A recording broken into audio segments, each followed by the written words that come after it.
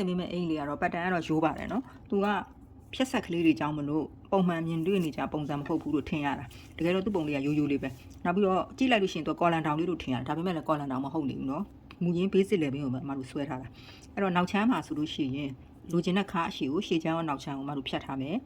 ပြီးရင်နောက်ချမ်းလေး level ကိုကတော့သူကပုံမှန်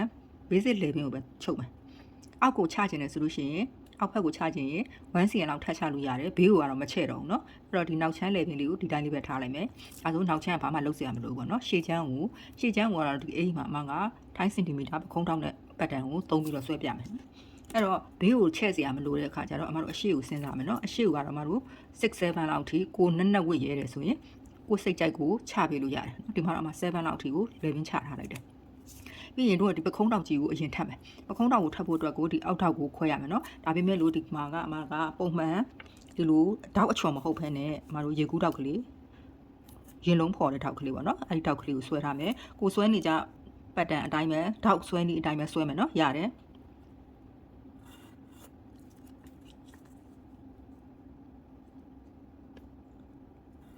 ဒီလိုတောက်ကလေးဆွဲမယ်တောက်အချော်မဟုတ်ဘူးပေါ့နော်တောက်အချော်မသုံးဘူးဒီလိုတောက်ကလေးဆွဲထားမယ်ဆွဲပြီးတော့မှတို့ဒီတောက်ကလေးကိုအလဲကနေခွဲပြီးတော့ပခုံးတောက်ကိုအရင်ထပ်လိုက်မယ်တောက်လေးထပ်ပြီးပါပြီဆိုတော့မှတို့လေပင်ပေါက်ကလေးစဖောက်မယ်သူကဘေးကိုကတော့အမတို့က basic ကိုပဲသုံးမှဖြစ်တဲ့အတွက်ကြောင့်မလို့မချဲ့တော့ဘူးအရှိကိုကတော့ကိုနက်နက်ဝစ်ရဲတယ်ဆိုလို့ရှိရင်ကိုစိတ်ကြိုက်ချပေးလို့ရတယ်နော်အခုဒီမှာအမ7လောက်ထိဆင်းမယ် basic လေပင်ကနေအောက်ကို7လောက်ထိသွားတယ်အဲ့တော့ဒီနေရာမှာလေပင်ပေါက်ဖောက်တဲ့အချိန်ကြလို့ရှိရင်တော့ပုံတင်နည်းရလို့ပြောပြလို့မရဘူးပေါ့နော်အဲ့တော့ကိုမျက်စိထဲမှာလှမယ်ထင်တဲ့ပုံစံမျိုးကိုကဆွဲပြီးတော့ဆွဲကြည့်ပါနော်ဆွဲကြည့်ကိုအခုလိုက်ချုံမဲ့အင်ကြီးရဲ့ပုံကိုဘေးနားမှာချပြီးတော့သူနဲ့အနည်းဆက်ဆုံးတူအောင်လို့ပေါ့နော်ကိုဆွဲကြည့်ပြီးတော့မကြိုက်ဘူးဆိုလို့ရှိရင်ပြန်ဖြတ်ဒီလိုပုံစံမျိုးနဲ့ပဲသွားရမယ်နော်အဲ့လိုမျိုးသွားရမယ်အခုဒီမှာတော့အမားတို့ကတော့ဆွဲနေကြလူတွေဖြစ်တဲ့အတွက်ကြောင့်မလို့ပုံစံချလိုက်တာနဲ့သူကအဆင်ပြေတယ်ကွာဆွဲနေကြလူမဟုတ်တဲ့လူဆိုလို့ရှိရင်တော့သူကအချိုးတွေစကေးတွေမပြောဘူးဆိုလို့ရှိရင်ပြောမပြအောင်ဆိုသူတို့အတွက်နည်းနည်းခဲရင်းနေတတ်တယ်ဒါပေမဲ့လို့ဆွဲရင်နဲ့ဆွဲပါများလို့ရှိရင်အဆင်ပြေသွားလိမ့်မယ်နော်အဲ့ဒါတွေကလည်းအားငယ်စရာမလိုဘူးကိုယ့်ဘက်ကိုလေ့ကျင့်ရင်နောက်ပိုင်းအဆင်ပြေသွားမယ်နော်အဲ့တော့ဒီဟာလေးကလက်ဖောင်းအင်ကြီးလေးဖြစ်တယ်လက်ဖောင်းလေးဖြစ်တယ်ဆိုလို့ရှိရင်အမတို့လက်ဖောင်းလေးဆိုလို့ရှိရင်တို့မူရင်းပခုံးကိုအပေါ်ကိုပခုံးဆုံးကနေပြီးတော့1 cm တက်တယ်ဒီခါနေနော်1 cm တက်ပြီးတော့စားထုတ်လိုက်တာရှေ့ချမ်းကိုဒီခုလိုစားတယ်ဆိုလို့ရှိရင်နောက်ချမ်းကိုလည်းစားရမယ်နော်ဒီကောင်လေးကအမတို့ညှက်ထုတ်လိုက်မယ်ဘိုင်းလေးပေါ့နော်အဲ့တော့ရှေ့ချမ်းကိုအဲ့လိုစားတယ်ဆိုရင်တို့နောက်ချမ်းကိုလည်းစားမှာတစ်ပြိုင်နက်တည်းလုံနော်တစ်ခါတည်းလုံရှေ့ချမ်းနဲ့နောက်ချမ်းကိုတစ်ခါ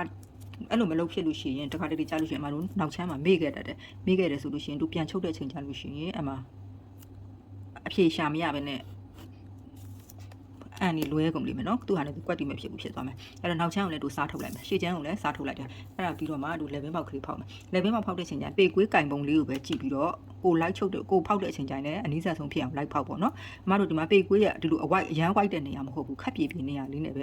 တို့ဒီလေပင်ထိတ်ကနေပြီးတော့ဒီဘက်ကိုပေါ့နော်ဒီဘက်ကို 0.2 လောက်ကလေးမူရင်း basic လေပင်ကနေ 0.2 လောက်ကလေးအမတို့ယူလိုက်မယ်နည်းနည်းလေးချဲ့ယူလိုက်တဲ့သဘောပေါ့နော်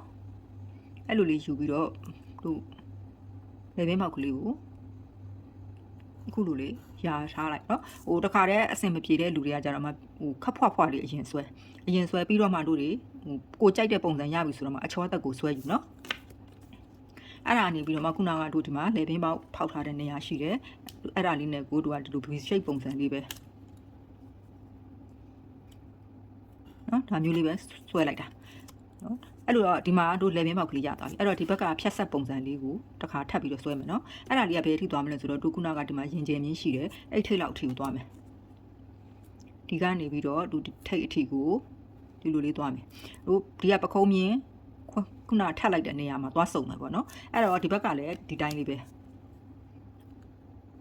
ဒီဘက်ကလေးကိုလည်းအမတို့ကဒါမျိုးလေးဆွဲလိုက်လို့ရှိရင်အခုအမဆွဲလိုက်တဲ့ပုံစံလေးကိုတစ်ချက်ကြည့်ကြိုက်လားမကြိုက်ဘူးလားမကြိုက်ဘူးဆိုလို့ရှိရင်ကိုယ်စိတ်ကြိုက်ကိုပြန်ပြင်ပြီးတော့ဆွဲလို့ရတယ်နော်ပြန်ပြင်ပြီးဆွဲလို့ရတယ်အခုဒီမှာအမစိတ်ကြိုက်ဆိုလို့ရှိရင်နည်းနည်းလေးဒီဘက်ကလေးကိုထပ်ပြီးတော့စားလိုက်မယ်အများကြီးမဟုတ်ဘူးနော်ထပ်ပြီးတော့စားတာမဟုတ်ထပ်ပြီးတော့နေရာလေးထပ်ယူလိုက်တာပြင်ဘက်ကိုနော်ဒီလိုလေးဆွဲယူလိုက်တာအဲ့ဒါဆိုလို့ရှိရင်တို့ကဒါပတ်တန်ညှက်လို့ရသွားပြီဒီကွန်လေးကလေပင်ပေါက်ကလေးဒါအခုမှညှက်ပြလိုက်မယ်နော်ညှက်ပြလိုက်မယ်ဒါလေးကိုကတော့တို့ကညှက်ထုတ်မှာညှက်ထုတ်ပြီးတော့သူ့ကကြတော့ဖြတ်ဆက်ထပ်ဆက်မှာပေါ့လေပင်ပုံလေးကိုအရင်ညှက်ထုတ်လိုက်မယ်ကိုဆွဲပြီးသားပတ်တန်ကိုအပြီးအစီအရင်ညှက်လိုက် ပြီးတော့မှခွဲရမယ့်ဟာကိုခွဲချမယ်နောက်ပြီးတော့မှနော်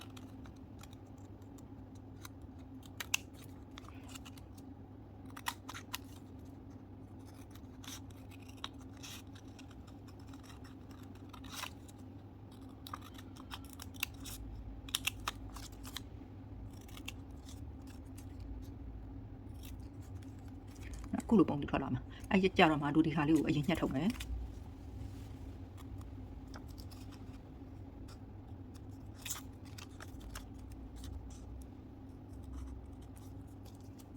ပြီးရင်တို့ဒီတောက်ကလေးတွေကိုခွဲထုတ်လိုက်မယ်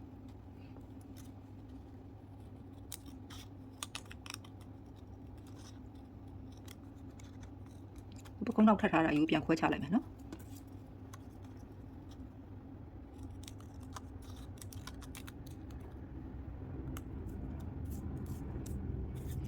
အဲ့တော့ကောင်လေးက F1 နဲ့ F2 နဲ့ဒီလိုလေးရလာမယ်ခုနကသူ့ရဲ့ပကုံးအဆက်ကလေးကဒီမှာနော်ဒါလေးအဲ့မှာချုပ်တဲ့အချိန်ကြာလို့ရှိရင်တော့အမတို့ကဒီနေရာမှာပိုက်ပင်လေးထည့်ချုပ်ထားတာပိုက်ပင်လေးထည့်ချုပ်ပြီးတော့ဒါလေးကိုကတော့ပြန်ပြီးတော့ဆက်ထားတာပေါ့နော်ဒီပိုက်ပင်ချုပ်နည်းလေးကိုကတော့ဟိုအမဒီကောင်ကအမရဲ့စက်ကတင်တန်းမှာပြပေးထားတာတခုရှိတယ်အဲ့ဒါလေးကိုအမပြန်တင်ပေးမယ်နော်ကိုချုပ်ပြဖို့ကတော့အမအနေနဲ့အဆင်မပြေဘူးဖြစ်တဲ့အတွက်ကြောင့်မလို့ချုပ်နည်းလေးသိအောင်လို့အဲ့ဒီခါလေးကိုပြန်တင်ပေးမယ်ပြီးတော့နောက်ချမ်းလေးကိုကလည်းနောက်ချမ်းလေးကတော့လွယ်ပါတယ်နော်ဘာမှလုပ်စရာမလိုဘူးပခုံးလေးစားထုတ်မယ်လေဘင်းပေါက်ကလေးပြန်ဖောက်မယ်သူ့အတိုင်းလေးပဲနော်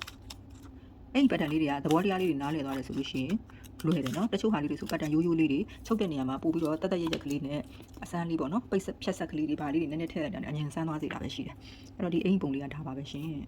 ဒါဆိုရင်ရှေ့ချမ်းနောက်ချမ်းလေးရသွားပြီနော်လက်ဖောင်းလေးနဲ့လက်ထိပ်ဖောင်းလေးတွေလည်းအမအရှိမပြပေးထားတာအများကြီးရှိတယ်ကိုမသိဘူးဆိုလို့ရှိရင်ဝင်ကြည့်ပြီးတော့လိုက်ချုပ်လို့ရတယ်နော်ကိုလက်ဖောင်းမှာမဟုတ်တခြားလက်ထည့်ခြင်းနဲ့ဆိုလို့ရှိရင်လည်းထည့်လို့ရတာပေါ့နော်ဒါဆိုရင်ဒီ pattern လေးကိုသဘောပေါက်ပါပြီနော်